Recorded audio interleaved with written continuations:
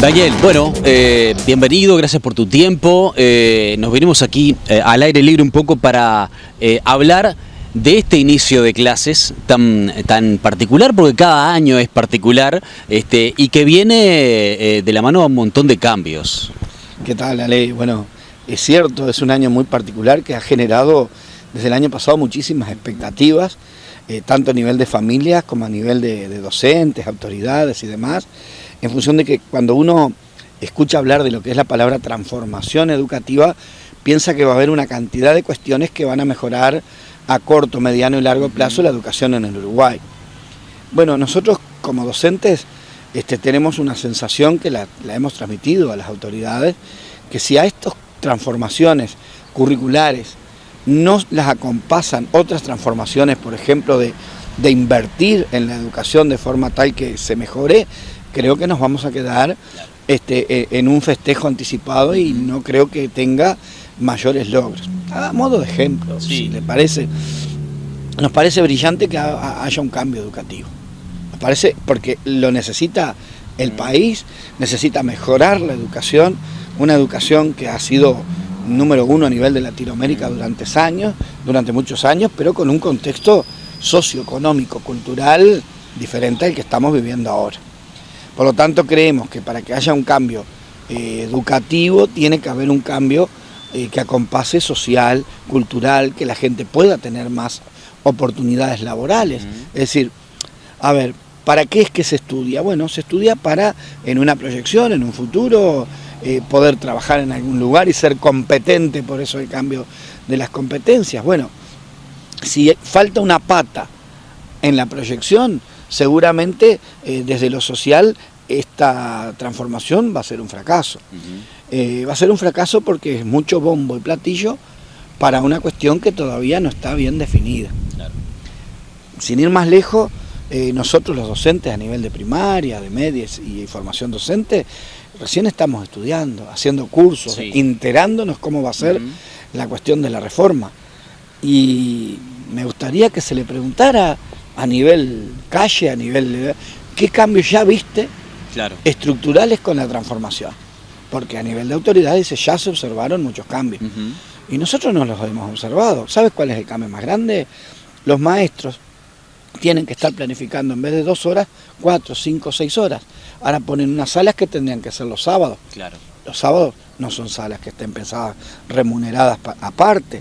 Hay una remuneración, pero cuando tú haces una remuneración de sala, 800 pesos un sábado o 1000 pesos, ¿quién va a ir? Por más que pongamos la camiseta. Entonces, esas cosas son las que uno tiene que ir laudando, ir observando cuando se habla de transformación y sale en todos los medios.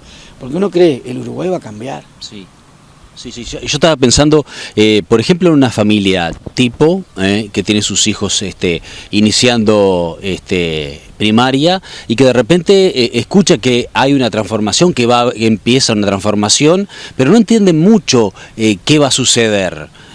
También para las familias es algo complejo, ¿no? No saber bien de qué se trata. Y en los titulares suena muy bien, porque en los titulares pasa que tú escuchas, ves en todos los medios, transformación educativa, se garantizará el éxito de... ¿El éxito de qué?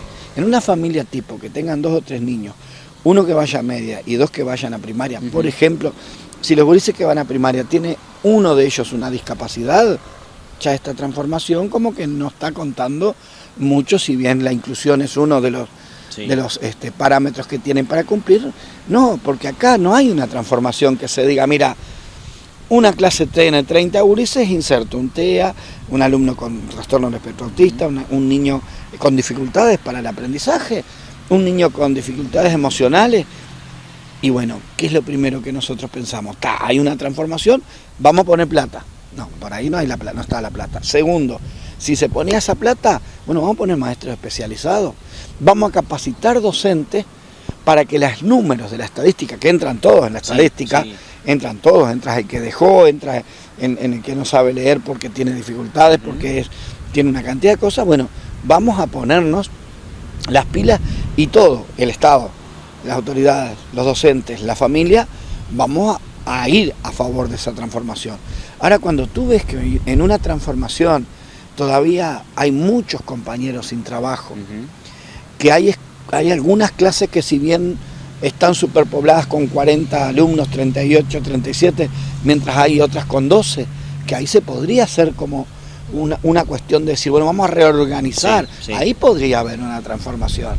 Vamos a poner en algunas escuelas que tienen 12 niños y otras que tienen 38, equiparar, para que los docentes tengan la mayor capacidad para ir. No es lo mismo trabajar con 30 y pico gurises a trabajar con 12 o 15. Claro que no. Entonces, hay una baja natalidad. Sí lo saben porque hay sociólogos que lo han estudiado, que hay menor natalidad. Sabemos que hay menores, en los grados menores hay menor cantidad de alumnos. Bueno, busquemos la forma de enseñar más fuertemente a leer y a escribir a aquellos gurises que tienen dificultades con algunos temas particularizados. Por ejemplo, maestros más maestros, como había antes, más maestros de apoyo, no 3 o 4, que andan correteando por una escuela por otra. Antes había muchos maestros de apoyo en las distintas escuelas, hoy ya son más itinerantes, van en distintas instituciones. Y yo creo que por ahí tiene que ir la reforma, una inversión real, porque ¿qué pasa? Las tintas, dentro de 4 o 5 años, cuando haya la misma cantidad de gurises que salen sin leer y escribir de una escuela, o cuando haya la misma cantidad de abandono en educación media, más allá de que repitan o no repitan, que es otro tema, ¿y a quién se la cargan? La tinta se la van a cargar al maestro. Claro. Los maestros no lograron con esta reforma por poner palos en la rueda. Pero nosotros no estamos poniendo palos en la rueda. Nosotros estamos diciendo que queremos intervenir de alguna forma para decir, bueno, estas son las necesidades, que seguramente tendrían que ir las autoridades que dicen que nos escuchan, que dicen que hay mucha gente trabajando que son docentes. Bueno, pero si hay mucha gente que está trabajando que son docentes, alineen los planetas y un programa que viene, hagan una cohesión y que sea parejo. Entonces nosotros leemos los docentes, te lo voy a explicar porque a lo mejor la familia no sabe. El programa de matemáticas parece que estuviera hecho por unas personas, el de historia por otra, el de artística por otra, el de educación, y ahí todo eso lo pusieron en una bolsa. Entonces cuando tú vas a organizar un trabajo interdisciplinar, las competencias que este las tiene, este otro no las tiene. Claro. Los contenidos que estaban en el programa 2008, que ahora son otros, obviamente, no están alineados para poder ensamblarlo. Entonces, si tú quieres hacer algo, hazlo bien, hagámoslo, acompañemos una transformación educativa. Hasta último momento, la gente el año pasado, cuando fue a inscribir, nos preguntaba, séptimo, nos vamos a inscribir para séptimo, claro, los gurises. Eso también es una confusión también para la misma familia, ¿no? Claro, porque, a ver, yo entiendo los tramos, yo entiendo como docente qué es lo que se quiere hacer, entiendo que se quiere buscar una trayectoria determinada, que el niño no repita hasta segundo, cuarto y sexto, porque el tramo puede llevar a que el niño no haya madurado, todas esas cosas. Pero la familia no. La familia cuando llega a la escuela y te dicen, por ejemplo, bueno, lo tengo que inscribir para séptimo, quedó como un mundo aparte. Claro. Dijo, ¿y esto qué es? Y es primero del liceo, primero del auto, primero de no sé qué. ¿Tá? ¿Y dónde están los grandes cambios? Y te lo van a decir los compañeros de media seguramente, pero en algunos recortes de horas y demás en lo que es la currícula. Currícula que no se conoce completa, porque tú podrás decir, bueno, mira, va a arrancar en la escuela de inicial 3, 4, 5, primero y segundo. ¿Tá? Hasta ahí vemos los contenidos, pero una institución no es hasta ahí. Claro. Una institución tiene una continuidad con tercero, cuarto, quinto y sexto. Y a nosotros nos parece poco ético y hasta una tomadura de pelo que tengas como directores dentro de una escuela casi que 2 instituciones distintas. Claro. Una trabajando por el programa 2008 porque no llegaron a la transformación y otras trabajando con el programa actual 2023. Y tú dirás, coexistieron en media algunas veces los programas. Sí, a veces en educación media y hay una transición y está bien que haya una transición, pero ¿qué es lo que decimos nosotros? No hay lineamientos claros. Claro. El maestro de tercero, cuarto, quinto y sexto va a trabajar por algunas competencias como el otro anterior. Cuando nos reunimos en una sala, las escuelas de tiempo completo, tiempo extendido, aprender que tienen sala, las otras no.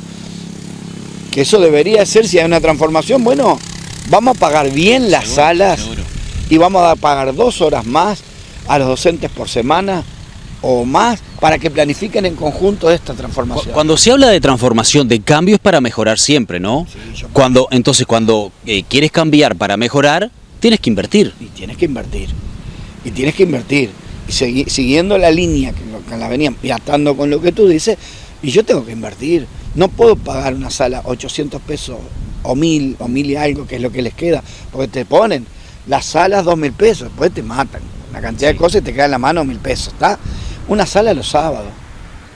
A ver, no es que no haya disponibilidad de los docentes, porque el docente todavía sigue, desde hace 100 años atrás, con el debe de que nunca se le pagan las horas de estudio y las horas de planificación. Yo trabajo 4 horas en la escuela, la chicana trabaja 4 horas y 3 meses, 4 horas en la escuela, pero después tengo que estudiar, tengo que planificar, claro. Eso me lleva 1 hora y media, 2 más por día, esas horas no están pagas, no están ni pensadas para ser pagas. Bueno, si va a aparecer una transformación educativa y que aparezcan horas redituables para que el docente se ponga la camiseta, que no solamente lo hace por el dinero, pero también uno tiene que comer, claro. ¿verdad? Y el tiempo que le dedicaste un sábado a una sala que te van a pagar 800 pesos, dices, mira, tengo que pagar una niñera, o tengo que quedar que mi mamá está enferma, alguien se quede con ella, o directamente es tu tiempo. Entonces, si hay una transformación educativa, tiene que haber inversión. Tú quieres que para la gente, supónganse que ustedes quieren cambiar el auto, y yo voy a comprar un auto diferente, bueno, tengo que invertir para comprar ese auto. Quiero comprar un terrenito para hacerme una casa, bueno, yo tengo que invertir. Ahora, yo quiero un terreno que en determinado lugar me va a salir más barato, quiero algo mejorcito, me va a salir más caro. Yo quiero mejor educación, tengo que poner más dinero para la educación. Por ahí se escuchó algunas autoridades a nivel nacional decir, se invirtió muchísimo en la educación y no hubo resultados. Y bueno, a mí me encantaría que no solamente el Instituto Nacional de Evaluación Educativa, sino que las autoridades nos dieran a nosotros un resumen de lo que fue la evaluación del programa anterior. Hay un tema que me preocupa desde hace mucho tiempo y en esta reforma educativa, bueno, evidentemente que me preocupa aún más, que son las escuelas rurales. Bien, ¿no? ¿Qué punto ese? Nosotros hemos escuchado todos estos días que el problema del agro y la sequía, ¿verdad? ¿Sí? Y las posibles soluciones por préstamo, por esto, por lo otro, ¿verdad? A ver, si el agro es tan fundamental, si el campo es tan importante en el Uruguay, ¿qué está pasando que la gran mayoría de las escuelas rurales están cerradas o tienen 2 o 3 gurises? ¿Es culpa de los maestros? ¿Es culpa de las...? No. Hay algo que no está funcionando bien. Si tú me permites, porque yo nací en una escuela rural, a los 20 y pocos de días, menos, a los 7 días yo ya estaba en una escuela rural. Yo nací el 23 de febrero y el 1 de marzo mi madre tenía que entrar a trabajar, más allá hacia el norte, en una escuela rural, y me crié en la ruralidad, una ruralidad distinta, tal vez con menos maquinaria, con mucho más gente en el campo, pero si es una sociedad de campo, es una sociedad de grandes latifundios, es una sociedad de muchas producciones UPM, es una sociedad de grandes producciones de madera.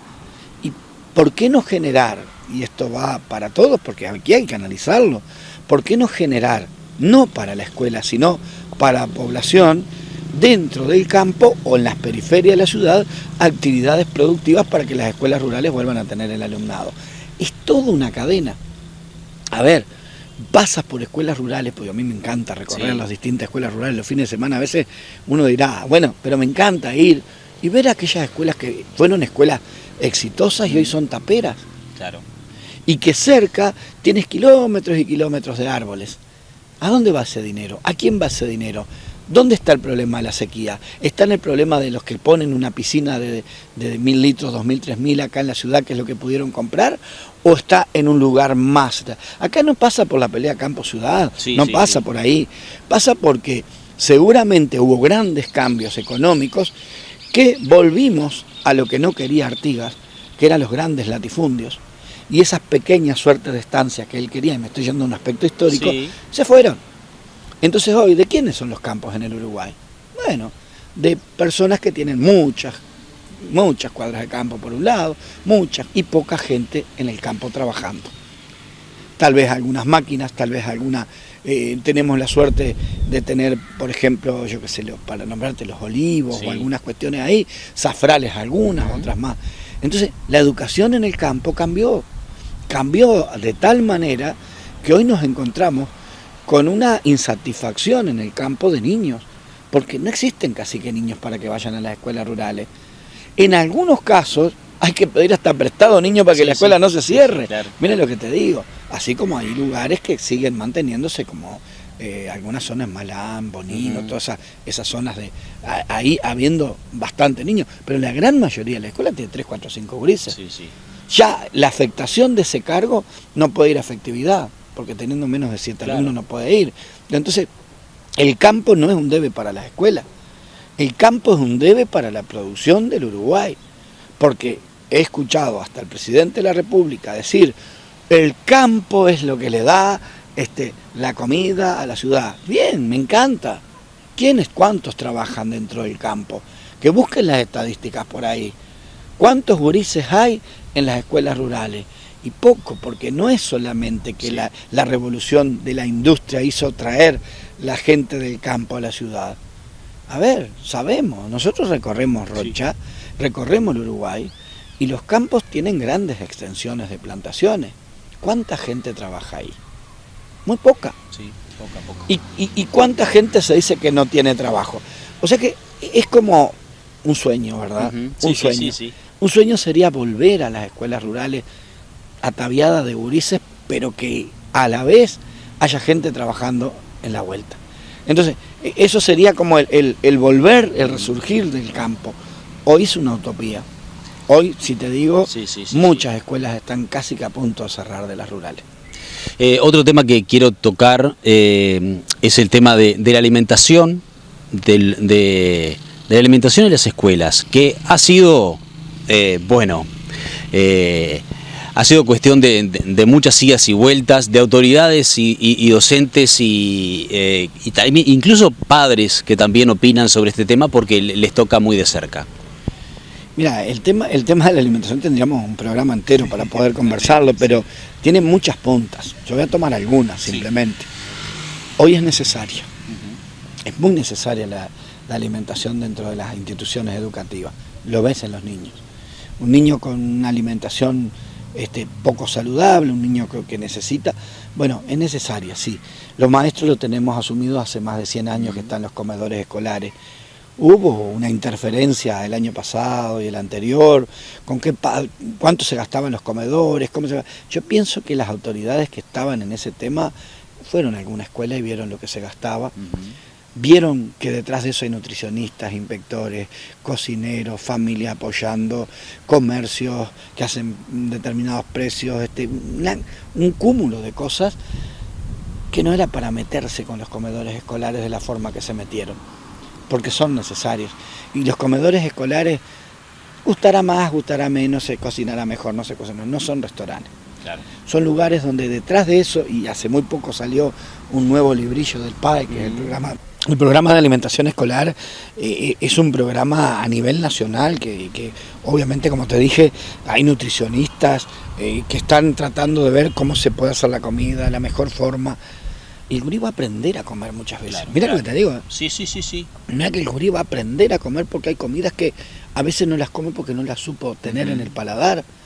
Por ejemplo, una tarta de atún con brócoli, con berenjenas y todo eso. Y llegas y ves que a veces le cuesta comerlo, después con el tiempo lo va. Le cuesta porque es la primera comida y muchos te dicen no me gusta sin haberlo apreciado directamente. Obviamente del otro lado alguien dice, bueno, a mí el brócoli sí, la berenjena, esto otro. Pero estamos hablando de los nutrientes que necesita el niño para poder llegar. Hay escuelas que podemos brindar, yo qué sé, milanesa de pollo con puré, una carne de primera. Es decir, se está trabajando mucho sobre los comedores escolares en todos los niveles. Y bueno, y te reitero, son muy necesarios los comedores escolares.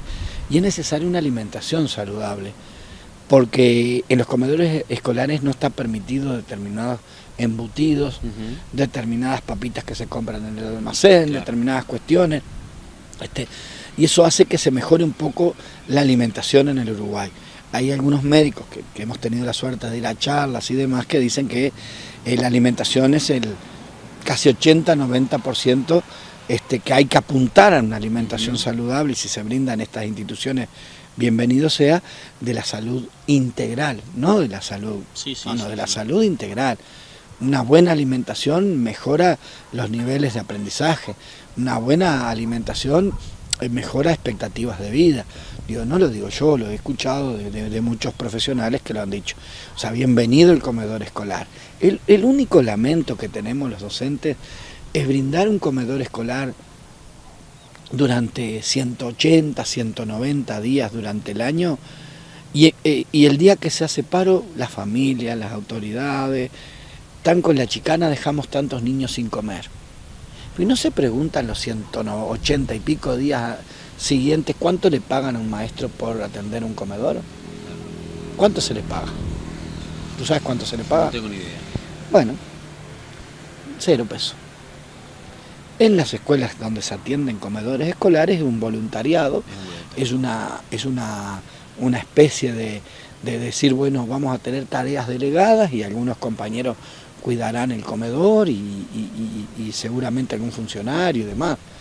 Entonces, cuando yo hago una revisión y sabemos que un mes antes se sabe de un paro, una semana, lo que sea, y yo tengo que brindar la alimentación, bueno, la voy a tratar de brindar de la mejor forma posible con quienes entran, con la gente o con una vianda o con lo que sea. Sí. Entonces, eso fue el problema más grande del comedor. De hecho, últimamente se ha dejado porque creo que las autoridades deben haber ido a una escuela a ver cómo se come. Claro. Daniel, hay un montón de temas para conversar, pero queríamos por lo menos estar contigo y hablar los principales temas. En este inicio hay muchísimo, repito, y por supuesto vamos a tener durante el año otras oportunidades para conversar contigo y con los chicos también. Obviamente. Para mí es un placer, para quienes lo vivimos, a la educación desde el corazón y la hemos vivido desde toda la vida con muchos docentes y muchas familias, es que ustedes puedan brindar esta oportunidad de conocerse, porque a veces se toca de oídos, yo no digo que tengan ni la verdad, porque obviamente es una verdad parcial, capaz que otros puedan pensar lo mismo. Hoy sí los maestros están pensando que esta transformación tiene que tener otros aspectos para poder cambiar, y yo invito a las familias, invito a los compañeros, a los colegas, a tener un año súper exitoso en equipo, entre todos. Esto sale entre todos, ustedes, los periodistas, las autoridades nacionales, las autoridades locales, los que nos tildan de sindicalistas y a veces nos ponen como una barrera diciendo, los sindicalistas siempre están para poner palos en la rueda. Muchas veces somos los que estamos garantizando, visto desde otra óptica, garantizando esa libertad que tiene que tener el alumno, esa libertad que tiene que ir al padre e ir a una escuela y decir, mira, están todos los maestros trabajando. ¿Sabes por qué?